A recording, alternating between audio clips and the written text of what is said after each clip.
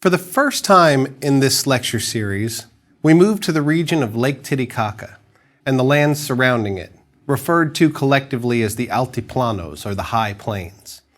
It was up there that one of South America's most impressive cultures built their capital, Tiwanaku.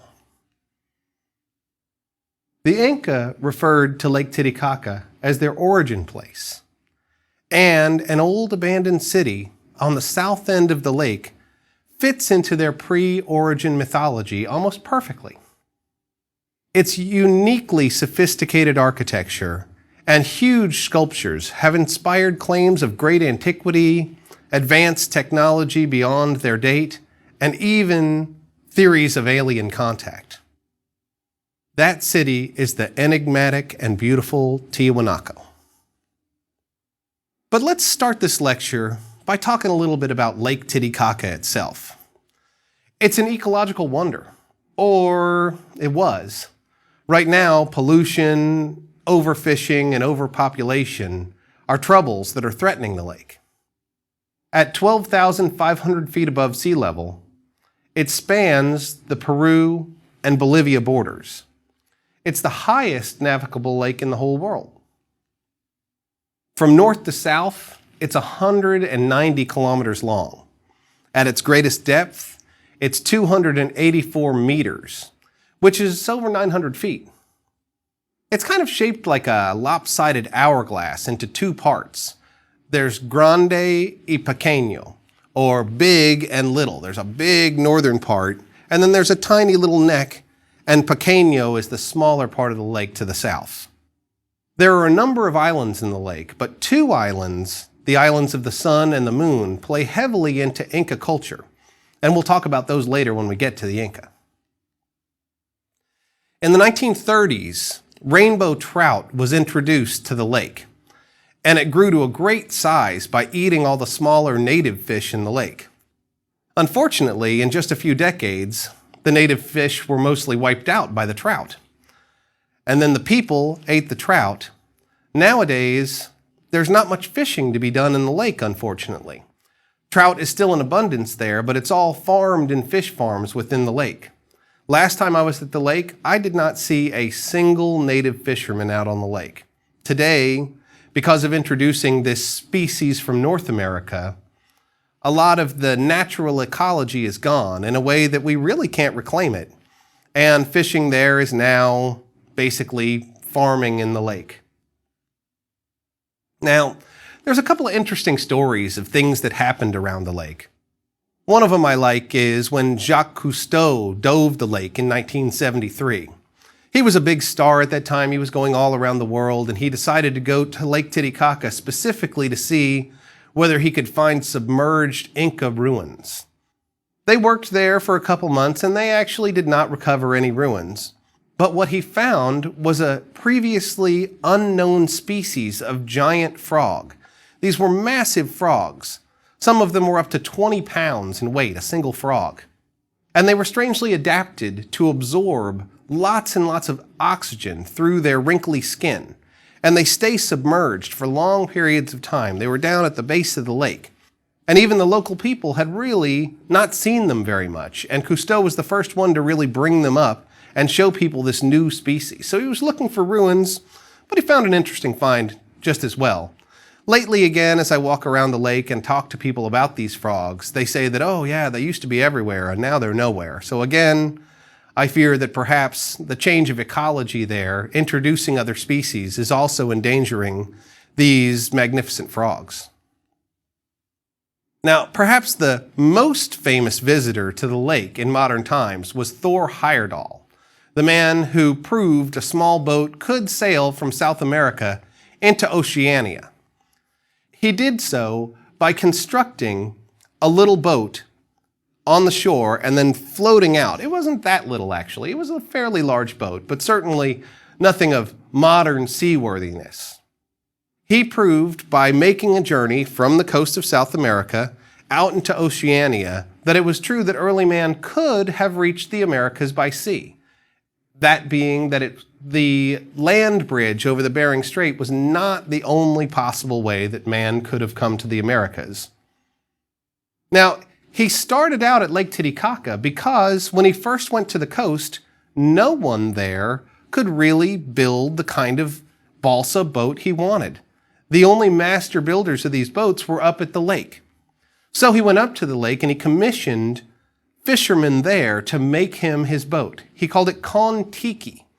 And he named it that because the people around the lake still recognize a single creator deity named Kon-Tiki Viracocha. Viracocha is a Quechua or Inca word for this creator deity. So he named his boat Kon-Tiki.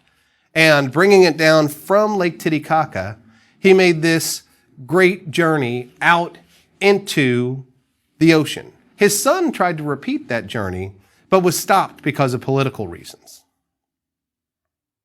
Now, around 800 BC, people began to settle in larger communities around the lake. At about 200 BC, there was a shared pattern in the region. They had similar architecture, similar ceramics, and they were putting up these stone monoliths standing in their ceremonial centers. The term for this culture became Yaya Mama, which means father, mother. And that name was given to them based on some of the monuments that were standing in these sites seemed to have a female on one side and a male on another, or other images that showed both male and female opposites. And so they named the culture for those sculptures, Yaya Mama. This Yaya Mama culture developed on the north end of the lake, and a site called Pucara became the biggest of all of those centers. Archaeologists from the region are careful to assert that it has nothing to do with cultural developments taking place in the north with Chavin at the same time. 800 to 200 BC is the same time that Chavin is around. But I wonder whether there isn't a connection that they don't fully appreciate. Archaeologist Sergio Chavez asserts that there are 4 characteristic traits that make this Yaya Mama culture and their sites culturally separate traditions from other Andean cultures. Now, I agree that these regions are widely separated, and it would be surprising to find strong cultural influence.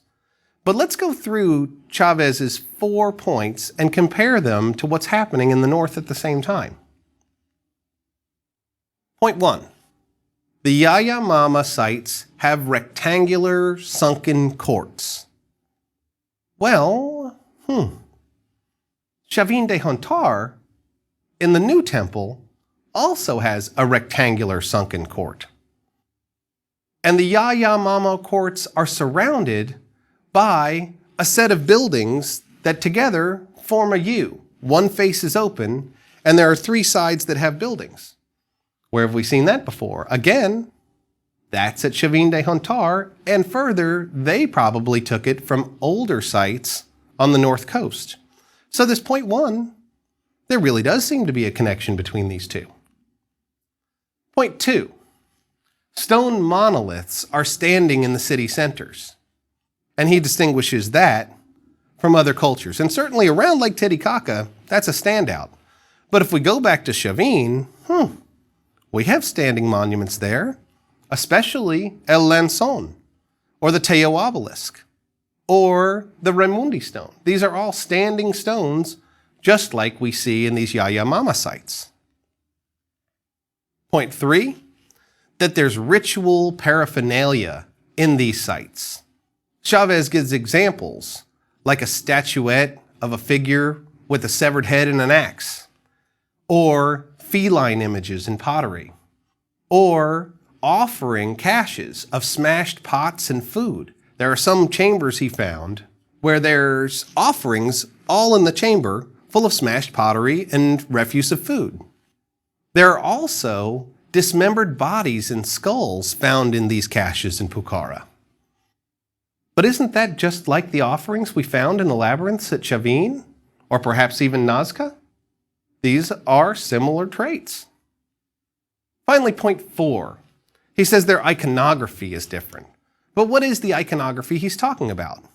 There are certainly some distinct styles there. There are things like lightning bolt symbols and some wavy lines that we don't see in other places, but there are also jaguars, severed heads, snakes emerging from heads and waists, and we find some images with headdresses that have jaguars on them. I think the Yaya Mama archaeologists are just being conservative. Or perhaps they don't want to get lumped into the post-Chavin pot. And I can commiserate with this. As an archaeologist who's working on unique and new things, you want your evidence to be something different than other places in the region. You don't want to have to say, oh, well, this is just another example of the influence of some other culture. So their idea is to make it something different. But the Amazonian-inspired religion and the oracle pilgrimage pattern as indicated by these offerings in various rooms, it's hard to deny that there's some kind of connection to what was going on in the north inspired by Chavin. So this brings us up to the beginning of Tiwanaku. I believe it was part of a greater lake area Yaya Mama tradition. But I'm going to continue to draw parallels to the Chavin culture.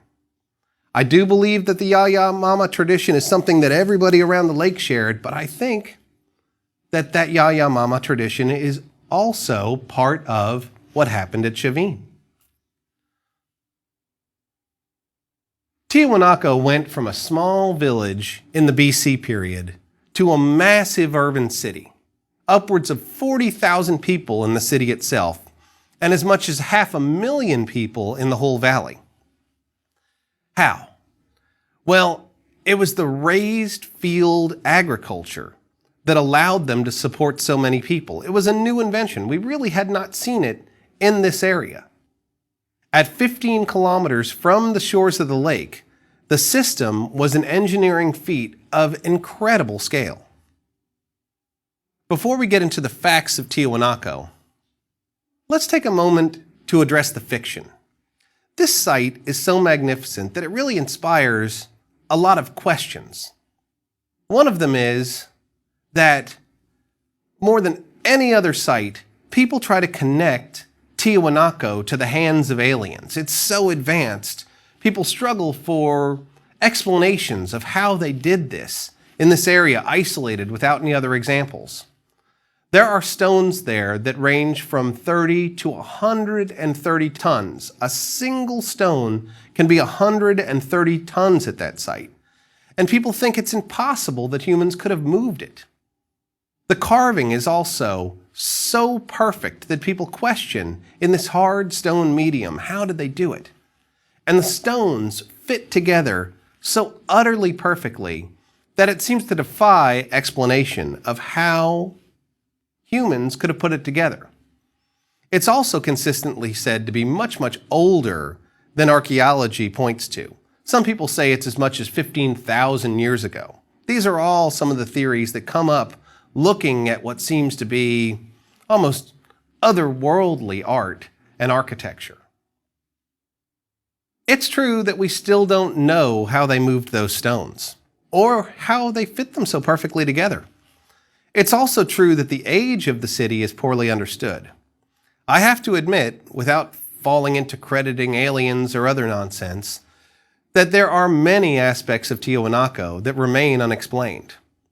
What is more clear is that it did fall around 1000 AD. We understand its end fairly well, but its beginnings and how they did that, it's still steeped in mystery.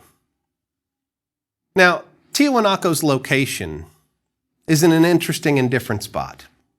It's on a wide, flat valley floor, the Tiwanaku Valley. It's all grasslands. It's the altiplanos, the high plains. There aren't many trees that grow there at all. Mostly they have grass and clay as the materials they can use. There are very, very few trees there. And as an interesting aside, I met Aymara people that live there. It's the Aymara people who claim their descendancy from Tiwanaku. They still live there in that valley. And they're an interesting folk because as far as I can ascertain, they hate and fear trees. To the Aymara, they say that good spirits, when they depart this world, go up into the mountains called the Apus. But bad or malevolent spirits, people that have been bad in their life, their spirits go into trees. So in their idea, a tree represents a bad spirit, and they're really spooked by them. So if they have a tree in their yard, they're likely to cut it out. Strangely enough, the only tree the Aymara don't mind in the valley are eucalyptus trees, because they're aware that those come from Australia. And they explain them by saying, well, they're a foreign tree, and so they don't have any local spirits, and they're a different matter. We can use eucalyptus trees, but the rest of the trees, they have to go. I find this an interesting connection, too, knowing that Bolivia is, yes, there are the Aymara people in the plains, but then there are the people who live in the Amazonian part of Bolivia. So there must be a real disconnect between these two people. Here's the Aymara up in the high plains, hating trees and fearing that they're full of evil spirits. Then there's the Amazonian people that live amongst the trees and love them. So they must see the Aymara as terrible people who hate trees, and the Aymara probably think all those people down in the jungle are possessed by all the bad spirits they live around. Interesting to me, I never thought in all of my travels I would meet a culture of people who don't like trees, but the Aymara are some of them. Now, back to Tiwanaku. As I said, it's 15 kilometers south of Lake Titicaca, and it's at 12,500 feet above sea level. It is the highest ancient capital in the entire world. It's also oddly protected from earthquakes. There's something about those high plains and the mountains that wrap around it that make this particular region of South America earthquake-proof. So many other parts of the Andes are rocked apart by earthquakes on a regular basis, but not these high plains. The people, again, the Aymara, say that it's the mountains, their Apus, who protect them. The Kalasasaya and its sunken court in the middle is one of the most frequently depicted parts of Tiwanaku. It was the first major construction that we know of at the site. It might be one of those early Yanomama sites that eventually develop into what Tiwanaku would be. It looks the same pattern. It has that sunken rectangular court, just like Pucara and the other sites to the north. Archaeologists say that it was probably started around 300 AD, and it was built of hard ashlar blocks that came from at least 20 kilometers away. So it was some level of effort to get the blocks that are there from the quarry sites. It had to be at least 20 kilometers away, perhaps more as far as we know. The Kalasasaya itself is 120 meters on one side by 130 meters on another. So it's just barely off square. But it was horribly reconstructed sometime before the 1960s. So there are many aspects of its architecture that we don't really see clearly today from visiting the site. The walls were rebuilt between single standing monoliths. There's a man named Squire who was one of the early explorers of that area. And he drew drawings before 1900, and he called this site South America's Stonehenge. He saw and drew these individual monoliths bordering what's now the Kalasasaya. First photos of the site also show the same thing. Actual photos show that there are single standing monoliths, and it's that sort of thing that Squire called a Stonehenge. And they lead up to an eastern gate. But when we look at modern photos, if you go to the site today, the archaeologists at some point between when Squire and those first photos were made and now decided that they should fill in the gaps between those standing monoliths. Now it's one single wall going all the way around the Kalasasaya. But it used to not be like that. There was clearly much evidence that was destroyed sometime between 1900 and 1960s, and I myself have still been not able to ferret out what happened there. Luckily, the overall dimensions of the Kalasasaya remain. The orientation is also intact, and its cardinal directions facing north, south, east, west. And the corners line up. If you're standing in the center of the Kalasasaya, as you look out towards the dawn, the corners line up to mark the points of winter and summer solstice. The middle point, going right through a doorway, marks the equinox. I've actually showed up there for the June or winter solstice, and it was very, very cold up there. We stood with blankets around us watching. I stood right there in the center, and sure enough, I can confirm that the sun does come up over a corner, over the mountains, and it lines up with the corner. But I tell you, standing there in sub-zero temperatures, it was really clear to me why these people worship the sun. Right in the middle of the Kalasasaya is a very important monument called the Ponce monolith. It's the biggest monolith in all of South America. And as far as we know, it's in its original location, standing right there as the centerpiece of the Kalasasaya. It, to me, in form, looks just like an image at Chavin, the one that I showed called the patio stone. We talked about it. It's an image of the Fang deity, and in this case, he's holding two shells in his hands right in front of him. Right in front of his chest, he's holding two objects. The Ponce monolith is doing the exact same thing.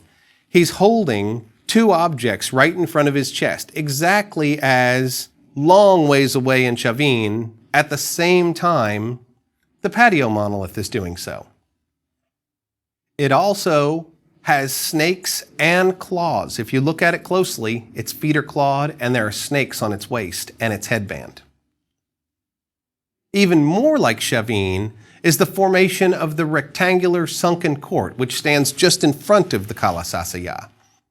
It's sunken down, and all along its interior walls are tenon heads sticking out of the wall in the same way that the new temple in Chavin had. They're heads that have a piece of stone in the back of them so they can be inserted into the wall in such a way that just the faces are sticking out. Now, archaeologists say that the faces represent the valley's lineage leaders.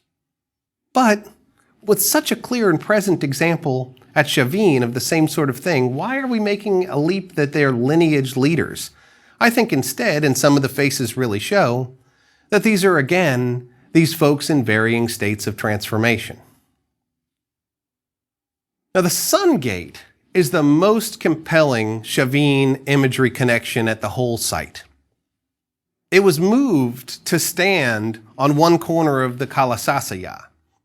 And it's a gate, and at the very top, above the doorway, is a standing figure that people say is the sun god. But when you look at him, he's an individual standing with two staffs on either side, and he has rays that people believe are the sun rays sticking off of his head. You look closely, though, but he's got snakes on his belt, and those rays around his head are reminiscent of the snakes that we see on the Ramundi stone at Chavin. Around him, going off that center part on the top register, are winged figures. These are the birds that we see in Chavin's new temple. They're also the same birds that we see in the Moche pottery. People call him the sun god or a staff god. Some folks connect him to that same staff god that's in the Ramundi stone in Chavin, but nowhere does anyone make the connection that that individual is also the Fang deity that we've been seeing all along. Now, where is the Sun Gate from? Old photos show it standing, broken, buried deeply. And I know that this area accumulates soil very slowly. So when it's so buried deeply, it makes me wonder, gosh, is this whole site older than we think? I found an area in Pumapunku, another site that's a residential site within the site of Tiwanaku, that has gates just like the Sun Gate. We know that the Sun Gate was moved. And a question on my mind for years was, where is it from? I stare at Squire's photos and drawings, trying to see whether I can key the background to somewhere where it was originally standing. But when I went to Pumapunku, there are 3 other gates lying there, just like the Sun Gate. And it's a squarish platform. I believe that the Sun Gate is probably from Pumapunku, and it's the 4th entry into its compound, and it was moved to the Kalasasaya. So at least for me, I think I finally solved the mystery of where the sun gate's from. It's from the site of Pumapunku, where another 3 just like it are in much worse condition. Now, I'm not trying to say that Tiwanaku is a carbon copy of Chavin, just culturally influenced, like Paracas, Nazca, and Moche. Tiwanaku had their own unique life ways, new innovations in farming, some incredible engineering technology, all their own. Let's talk about Pumapunku for a minute, because this is another one of these that captivate people's imagination. The stone is so magnificent there and so huge. Some of these big stones we talk about are from this site, Pumapunku. Archaeologists identify it as an elite residential complex, one of many at the site. There are a number of places that are less excavated than it that also show this kind of megalithic architecture, and excavations show that there are high quality crafts within it. It has this architecture that's not just perfectly fitted, but when you look at how the blocks fell apart, you can see places where metal clasps held the stones together, keeping them very tightly together.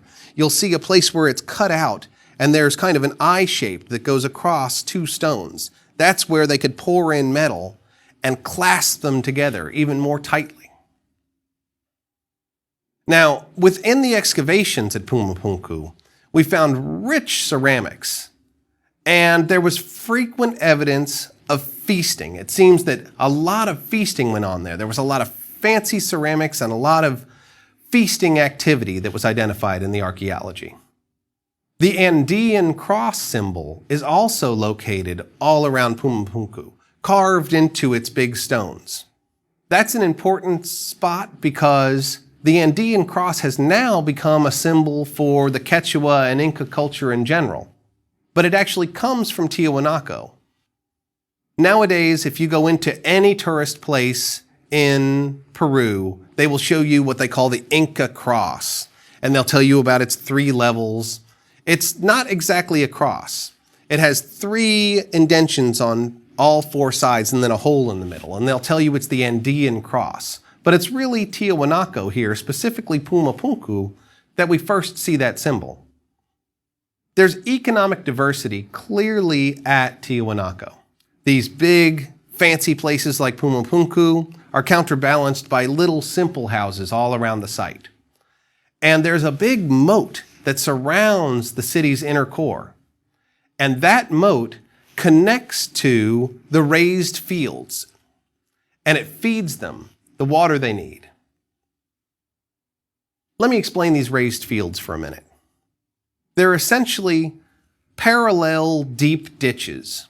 There's earthen mounds piled between these ditches. They dig the ditches out and they throw the dirt up on the mound in the middle. So they make these big, deep ditches, and then they plant on the mound in between. And the mound, as it's piled up, it absorbs heat by day, and then it emits that heat at night. So in the very cold temperatures of Tiwanaku, they have a way of kind of heating up the places where they're farming, and it emits heat slowly over the night to keep those plants alive. The ditches on either side were dug so deeply that they had edible fish in them. Some of them that are in still good repair do still have fish in them. Those fish enriched the ditch water. And then when they dredged out the ditches again, that same enriched soil, fed by the fish, kept those mounds usable over long periods of time. That system can be revitalized indefinitely because the fish and the crops work in this combination. Now, let me make a crazy suggestion for a moment, something I've been thinking about for a while. We have Grande and Pequeño, the 2 lakes. And in between these 2 sections of Lake Titicaca is a very narrow, straight canal called the Strait of Taquina. But how was that created? It's very straight. It seems to defy what natural topography would give it. I wonder, Tiwanaku is way down exactly where they want to be in those plains. And they have done some incredible feats of carving out very heavy stone. Is it possible that Tiwanaku actually cut the Strait of Taquina, and that at one time Lake Titicaca was only the big lake, and then a massive construction project actually cut this canal and flooded the southern valley, making Pequeña, the little lake, and that brought the entire lake close enough to Tiwanaku to do what they wanted to do?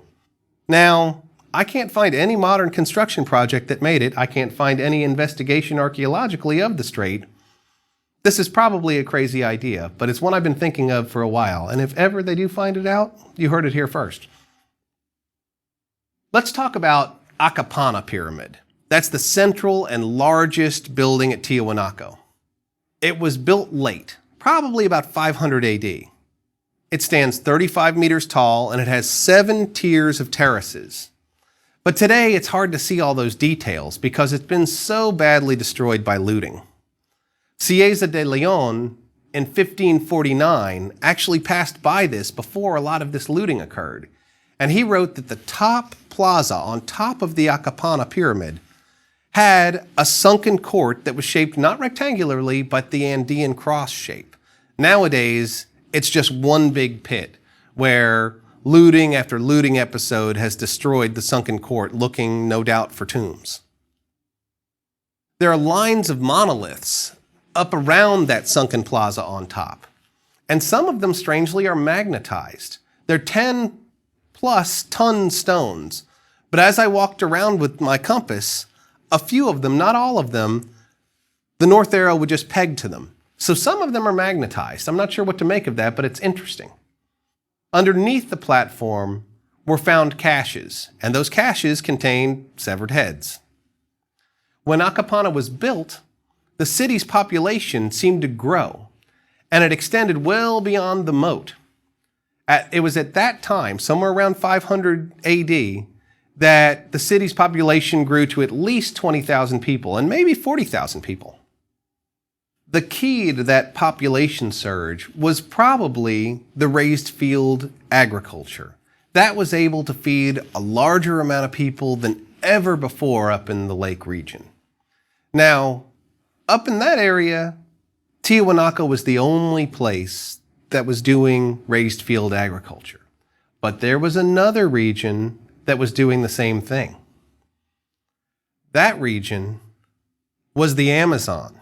Specifically, just underneath Tiwanaku in Bolivia's jungle. So for our next lecture, let's dip off the east side of the Andes down into the Amazon of Bolivia and see what was happening there at the same time.